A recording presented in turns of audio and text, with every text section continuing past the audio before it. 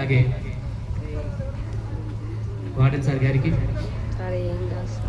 వేదిక పైన ఉన్న ప్రతి ఒక్కరికి కూడా, తర్వాత గ్రామ ప్రజలు, యువకులు, అదేవిధంగా నాతోటి ఉపాధ్యాయులందరికీ కూడా, అదేవిధంగా వర్గాల వారు జరుపుకునే ఏకైక పండుగలు స్వాతంత్ర దినోత్సవం, అదేవిధంగా రిపబ్లిక్ డే. ఈ రెండు పండుగలను మనము మన సొంత పండుగలాగా జరుపుకొని ఉత్సాహంగా పాల్గొంటాం. అలాంటి పండుగకి వచ్చిన మీ అందరికి కూడా మరొక స్వాతంత్ర దినోత్సవ శుభాకాంక్షలు తెలియజేసుకుంటూ, ఇంతకుముందు మా విద్యార్థి కిరణ్ కుమార్ విపులికంగా మొత్తం స్టార్టింగ్ నుంచి ఎండింగ్ వరకు మొత్తం వివరంగా ఇంగ్లీష్లో స్పీచ్ ఇవ్వడం జరిగింది. వాస్తవానికి భారతదేశానికి వ్యాపారం కోసం వచ్చిన అనేక మంది వేరే దేశస్తులు వ్యాపారం చేసుకుంటూ తమ వ్యాపారం అయిపోయిన తర్వాత వెళ్ళిపోవడం జరిగింది. కానీ బ్రిటిష్ వాళ్ళు మాత్రం అలా కాకుండా వ్యాపారం చేసుకుంటూ సామ్రాజ్యవాద కాంక్షతోటి భారతదేశంలో ఉండిపోయారు. దాదాపు 200 సంవత్సరాలు భారతదేశాన్ని ఏకధాటిన ఏలిన వారు బ్రిటిష్ వారు.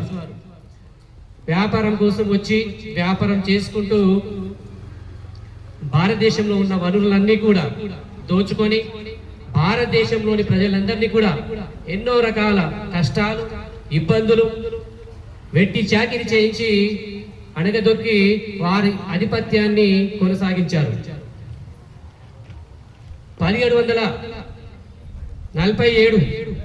1747 నుంచి కొనసాగిన వారి యొక్క సామ్రాజ్యవాద కాంక్ష, ఇంతకుముందు కిరణ్ చెప్పినట్టు ప్లాసీ యుద్ధం 1757, ప్లాసీ యుద్ధం నుంచి ఆక్రమణ చేసుకొని రూలింగ్ అనేది స్వాతంత్రం కోసం పోరాటం కోసం 1857లో అందరు ఏకమైరు, ప్రతి వర్గం ఏకమై ఎట్లయినా ఈసారి స్వాతంత్రం తీసుకురావాలి, 100 సంవత్సరాల నుంచి మనల్ని ఏలుతున్నారు కదా అని 1857లో అనుకొని అందరు కూడా ఏకదాటిన ఒకే ఆలోచనతోటి ముందుకెళ్తున్న తరుణంలో సిపాయిల తిరుగుబాటు అక్కడ ఎవరైతే బ్రిటిష్ వారికి భారతీయులు సైనికులుగా పనిచేస్తున్నారో వారికి ఇచ్చిన ఆ తుపాకులకి ఒక మతానికి వేరే జంతు యొక్క కొవ్వును అలా ఇవ్వడం వల్ల వాళ్ళలో ఆక్రోశం పెరిగి అక్కడ ఉన్న సిపాయిలు అప్పటి వరకు ఏకదాటిన ఉవ్వెత్తున ఎవరికి తెలియకుండా సాగిన ఉద్యమము, ఆ సిపాయి తిరుగుబాటు ఏదైతే జరిగిందో మంగల్ పాండే ఆయన ఒక అధికారిని చంపడం జరిగింది. అలా చంపడం తోటి అక్కడ ఆ ఉద్యమం పైన నీళ్లు చల్లినట్టు అయిపోయింది. అక్కడితో మళ్ళీ ఆ ఉద్యమం కొద్దిగా మెల్లగైపోయింది. ఆ సమయంలో వీరనారి ఝాన్సీ లక్ష్మీబాయి 1857లోనే పోరాడి తన ప్రాణానికి సైతం లెక్క చేయకుండా ప్రాణాన్ని అర్పించిన వీర వనిత. అలాంటి ఆ ఉద్యమం అయిపోయిన తర్వాత మళ్ళీ దాదాపు 100 సంవత్సరాలు పట్టింది మనకు 1947లో రావడం జరిగింది. ఇలా దాదాపు 200 సంవత్సరాలు పరిపాలించిన బ్రిటిష్ వారికి ఎదురుగా నిలబడి పోరాటం చేసిన అనేక మంది త్యాగధనులు, త్యాగమూర్తులు మన దేశంలో కొలువులుగా ఉన్నారు. కొంతమంది పేర్లు మనం ఇప్పుడు తలుచుకుంటున్నాం. ఇంకొంతమంది వారి యొక్క పేర్లు కూడా తెలియకుండా ప్రాణత్యాగాలు అర్పించిన వాళ్ళు చాలా మంది ఉన్నారు.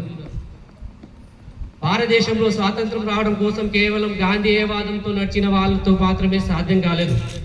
అతివాదులు, మితవాదులు, గాంధేయవాదులు, ఈ ముగ్గురు 3 రకాల పోరాటాలు జరిగినాయి. అతివాదులు ఎప్పుడు కూడా నిన్ను ఎవరైనా కొడితే, నిన్ను ఎవరైనా చంపితే నువ్వు కూడా వాడిని చంపేసి వాడిని దింపాలి అనే రకంగా పోరాటం చేసిన వాళ్ళు ఉన్నారు. మితవాదులు మనం ఒకసారి చూస్తాం, రెండోసారి చూస్తాం, మూడోసారి చూసుకుంటూ ఊరుకోము అని వాళ్ళు కూడా వారి యొక్క ఉద్యమాన్ని కొనసాగించిన వాళ్ళు ఉన్నారు. తర్వాత గాంధేయవాదం, శాంతి అనుకుంటూ మహాత్మా గాంధీతో పాటు సత్యం, అహింస అనే మార్గంలో నడుచుకుంటూ మొదటి నుంచి చివరి వరకు స్వాతంత్రం వచ్చే వరకు పోరాడిన వాళ్ళు. ఇలా 3 వర్గాల వారు పోరాడితే తప్ప మనకు భారతదేశానికి స్వాతంత్రం రాలేదు. మనం కూడా ఏదైనా సాధించాలి, లేకుంటే ఏదైనా ఒక దాన్ని